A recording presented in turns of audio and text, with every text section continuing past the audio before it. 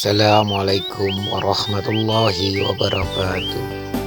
Allahumma salli ala Sayyidina Muhammad wa ala ali Sayyidina Muhammad. Hidup ini ibarat perantauan panjang. Hidup ini ibarat tidur, dan ketika terbangun, semua yang dialami menjadi bayangan masa lalu berupa mimpi-mimpi.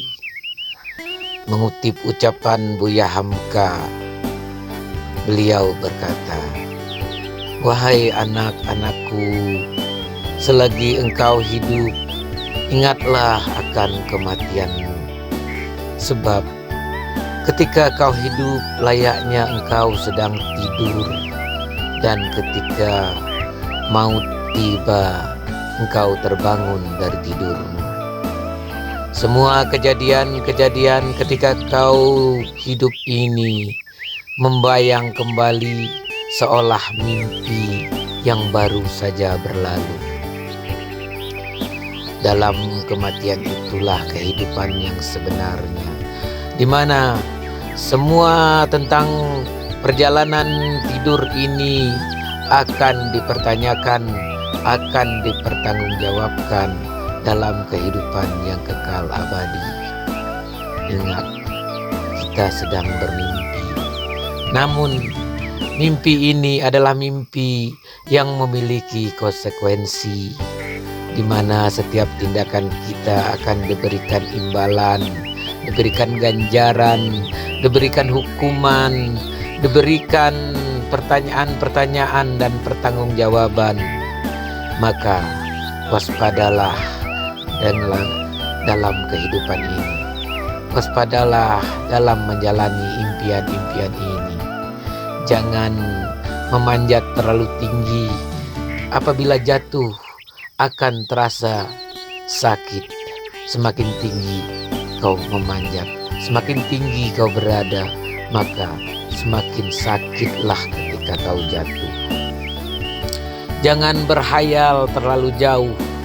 Apabila hidupmu hanyut dalam hayalan-hayalan, maka ketika kau tersadar, kau masih berada di tempatmu semula, sementara sang waktu tidak akan menunggumu.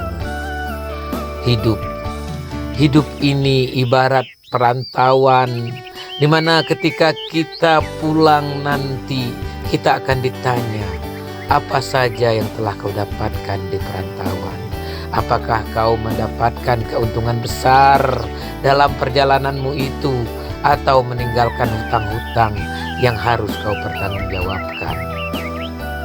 Hidup ini layaknya sebuah perjalanan panjang yang penghujungannya pastilah kematian. Barang siapa yang terlena dalam perjalanan itu, ia akan gagal dalam tujuannya. Demikianlah berbagai filosofi hidup telah dibaca, telah dikaji, telah diulangi. Setinggi apapun kau terbang, pasti akan turun ke bumi. Sejauh apapun kau berjalan, pasti akan kembali. Kita dititipi jasad, jasad akan kembali ke tanah. Kita diberikan ruh akan dikembalikan kepada Allah. Ruh akan mempertanggungjawabkan bagaimana kita menggunakan jasad.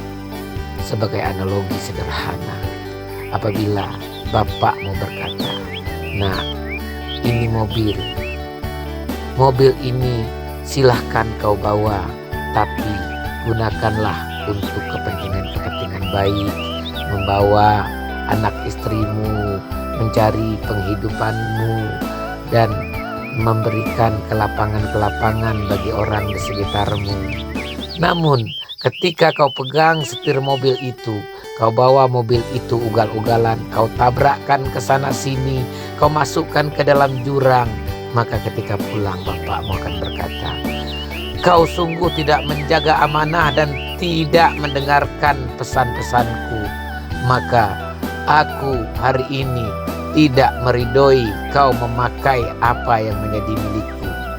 Bagaimana dengan bumi, di mana jasad yang kita miliki ini adalah miliknya, Dan ketika kita setiap hari menginjak-injak punggungnya dan dia menyaksikan bagaimana jasad yang dititipkan Allah kepada kita yang berasal darinya kita gunakan untuk bermaksiat, untuk melukai perasaan orang lain, merugikan orang lain, berhura-hura untuk kesenangan kita sendiri, bumi akan mengutuk dan berkata, "Ya Allah, bagian dari diriku yang telah Engkau titipkan kepadanya telah ia gunakan secara salah."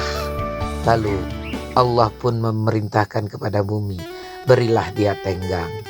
Namun tenggang demi tenggang yang diberikan kepada kita sia-siakan juga.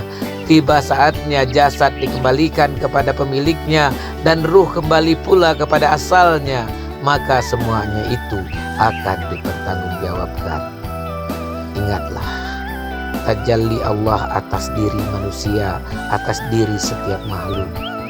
Waspadalah ketika Allah membolak-balikkan hatimu dan menetapkan hatimu menjadi hati yang beku bagai batu, tidak lagi menerima pesan, tidak lagi menerima cahaya penerangan. Bagaimana jadinya bila Allah tetapkan hatimu sebagai hati yang betul-betul zalim dan Allah tidak peduli lagi kepadamu? Ia biarkan bagaimana hatimu berkata, hatimu berkeinginan, dan ia kabulkan semua kehendak hatimu dengan murkanya. Ini jauh lebih mengerikan daripada Allah terus-menerus menjatuhkan cobaan dan ujian sementara hatimu ditetapkannya kepadanya. Allah menetapkan hati, membolak-balikkannya, namun Allah punya kriteria dan penilaian yang sulit kita tebak. Apabila Allah sudah menetapkan hati kita sebagai hati yang tertutup, terkunci, dan tidak lagi menerima cahayanya, maka itulah bencana yang paling besar dalam kehidupan.